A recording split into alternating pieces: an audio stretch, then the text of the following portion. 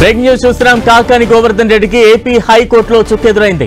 Arrest నుంచి ఉపశమనం కోసం మధ్యంతర ఉత్తర్వులు జారీ చేయలేమని హైకోర్టు స్పష్టం చేసింది. అయితే కాకాని గోవర్ధన్ రెడ్డి విచారణకు సహకరించడం లేదని ప్రభుత్వ తరపు న్యాయవాది హైకోర్టుకు తెలిపారు. ఆయనకు నోటీసులు ఇచ్చేందుకు వెళ్లగా అందుబాటులో లేరని తెలిపారు. కాకాని గోవర్ధన్ రెడ్డిపై అదనపు సెక్షన్లతో పాటు ఎస్సీ ఎస్టీ చట్టం కింద కేసులు నమోదు చేసినట్లు ప్రభుత్వ తరపు న్యాయవాది హైకోర్టుకు తెలిపారు. ఇదే అంశాన్ని మెమో రూపంలో దాఖలు చేయాలని ప్రభుత్వం తరపున న్యాయవాదికి హైకోర్టు సూచించింది. కాకాని గోవర్ధన్ రెడ్డి దాఖలు చేసిన క్వాష్ ముందస్తు బెయిల్ పిటిషన్పై తదుపరి విచారణను ఎల్లుండికి వాయిదా వేసింది హైకోర్టు.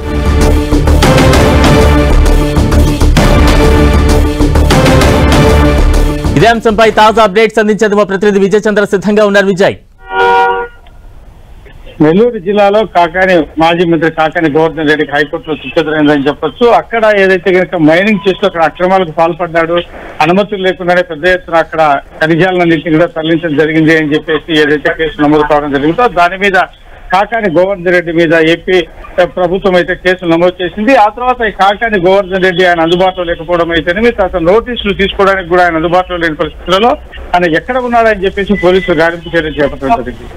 అయితే కాకాని గోవర్ధన్ రెడ్డి తాను హైదరాబాద్ లో ఉన్నానని, అక్కడ కుటుంబ సభ్యులతో కలిసి ఉగాది పండుగ చేసుకుంటున్నారని ఏదైతే ఆయన సోషల్ మీడియాలో చెప్పడం జరిగిందో దాన్ని బట్టి హైదరాబాద్ లో కూడాను ఆయనకు అంటే నోటీసులు జారీ చేసేందుకోసం అని చెప్పి వెళ్ళడం జరిగింది. అక్కడ కూడా ఆయన లేకపోవడంతో అక్కడ వారి సమీప బంధువుకు ఒకరికి నోటీసులు అందజేయడం కూడా జరిగింది. అయితే కాకాని గోవర్ధన్ రెడ్డి ఏపీ హైకోర్టులో ముందస్తు బెయిల్ పిటిషన్ తో పాటు తన మీద పెట్టినటువంటి కేసును క్వాష్ చేయాలని చెప్పేసి క్వాష్ పిటిషన్ కూడా హైకోర్టులో దాఖలు చేశారు.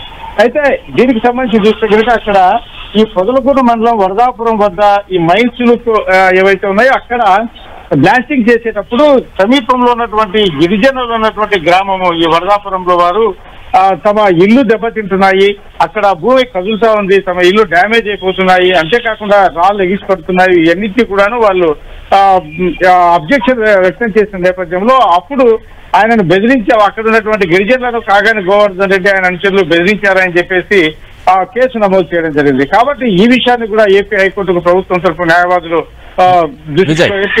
కోర్టు దృష్టికి తీసుకురావడం జరిగింది. ఈయన మీద ఎస్సీ ఎస్టీ అట్రాసిటీ కేసుతో పాటు మరికొన్ని అదనంగా సెక్షన్లో బదిలీ అంటే కేసులు నమోదు చేశామని చెప్పి చెప్పడం జరిగింది. ఈ నేపథ్యంలో ఏపీ హైకోర్టు సస్పెండ్ చేసింది. కాకాని గోవర్ధన్ రెడ్డికి బెయిల్ ఇవ్వలేమని చెప్పేసి సస్పెండ్ చేయడం జరిగింది. తదుపరి విచారణను ఎల్లుండికి వాయిదా వేయడం జరిగింది. అంటే తాజా పరిణామాలకు సంబంధించి కాకాని గోవర్ధన్ రెడ్డి తరపు అనుచరులు కావచ్చు, వైసీపీ శ్రేణులు కావచ్చు ఏమైనా రియాక్ట్ అవుతున్నారా? మరోవైపు హైకోర్టులో కూడా చుక్కెదురైంది. మరి ఇంకా ఏమైనా న్యాయ పోరాటం చేయబోతున్నారా? నెక్స్ట్ స్టెప్స్ ఏ రకంగా ఉండబోతున్నాయి? ఏమైనా అప్డేట్స్ ఉన్నాయా? అంటే కాకాని గోవర్ధన్ రెడ్డి ప్రస్తుతానికైతే అజ్ఞాతంలో ఉన్నారని చెప్పేసి, అయితే తాను ఏమాత్రం అజ్ఞాతంలో లేనని చెప్పేసి ఆయన తెలుసుకున్నప్పటికీ కూడాను ఈ పోలీసులు ఇచ్చేటువంటి ఏదైతే కనుక కోర్టుకు హాజరు కావాలని లేకుంటే దానికి సంబంధించిన కేసులకు సంబంధించి ఏవైతే ఉన్నాయో వాటికి సంబంధించి ఆయన అందుబాటులో లేకపోవడం అనేది మటుకు విశేషంగా చెప్పుకోవచ్చు. అయితే ఈ నేపథ్యంలో కాకాని గోవర్ధన్ రెడ్డి అంటే అజ్ఞాతంలో ఉన్నాడనే ఒక విధంగా చెప్పాల్సిన పరిస్థితి ఉంటుంది. కాబట్టి ఈ ఆయనకు కోర్టు నోటీసులు కూడా అందుకున్నటువంటి నేపథ్యంలో ఈ పోలీసులు ఆయన ఎక్కడ ఉన్నారని చెప్పేసి వెతుకులాట అయితే కనుక చేస్తున్నారని చెప్పొచ్చు.